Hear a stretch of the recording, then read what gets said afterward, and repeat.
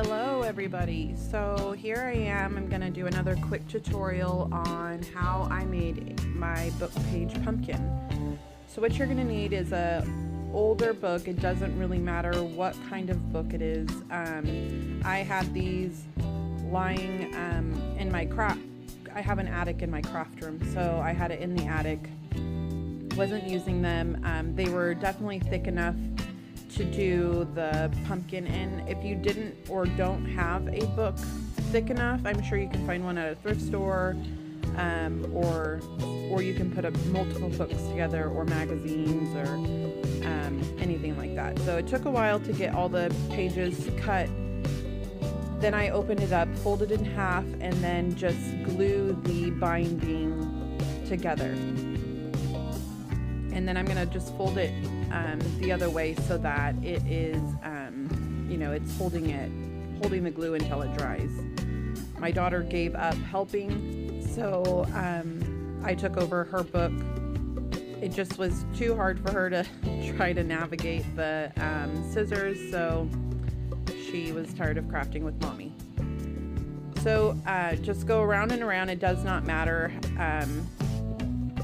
how perfect it is. Once it's folded around and once you get the water and paint on there, it's really not going to make a difference. This was really easy, actually, if you don't mind the repetitiveness of cutting around a thick book. I got frustrated a couple times, tried to use like a bread knife to cut through the spine, couldn't do it. So definitely, set aside a little bit of time to cut around the book pages, take a break if you need to. It was really simple once you get done with cutting the pages. It goes a lot easier. So just continue cutting all the way around. Like I said, it does not have to be perfect. What happened here is I went ahead of myself and cut the opposite way, which I shouldn't have. I should have just left it cutting with the book all one way, because what happened is this side that I'm cutting now ended up being smaller than the opposite side, and then I had to cut the other side back down. It was pretty frustrating.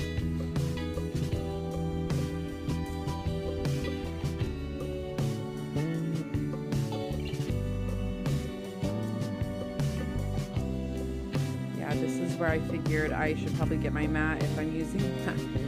I just, you get to a point where you just don't care anymore. That's where I was with this book.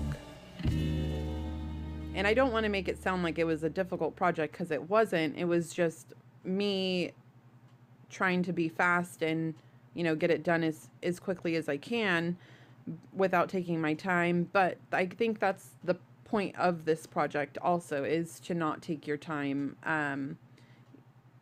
You could see there how different the pages are. Anyways, quick fix, I just continue to go around with my rotary blade and cut the excess off. Okay, done, fixed it. I'm going to do the same thing that I did to the other book and glue straight down the spine, connecting it in half. I'm going to fold the pages over just to make sure that it sticks together. I added a little glue to the bottom and the top just to make sure that the pumpkin didn't come apart. So what I'm going to do is I'm going to mix these three colors. I'm going to mix orange, red, and yellow into a spray bottle with red. Now I added glitter, which was a really bad idea. I should have added glitter after the fact. I was just trying to put two steps into one. Let me be the test bunny and tell you guys that this did not work. It ended up clogging my spray bottle, and I continue to have issues with it not spraying out. So suggestion to you is to not put glitter in the spray bottle. Just use the water and the paint and you should be fine. I've made 3 of these now, and this was the first time I put the glitter in the spray bottle, and you could see how blotchy it's coming out. It's not the best. Ended up still coming out really cute, but compared to the other pumpkins that I did, you can just tell that the paint isn't sprayed on as evenly.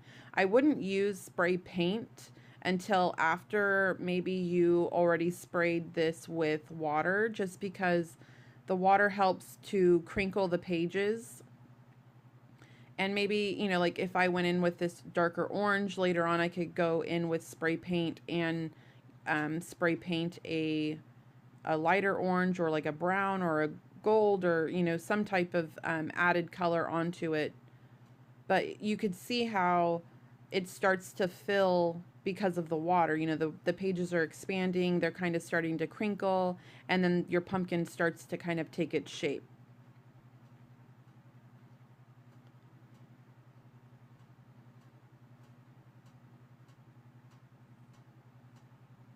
Okay, after it dried, I came in, brought it upstairs, added some little twig to the top, and added a bow. This is the finished project.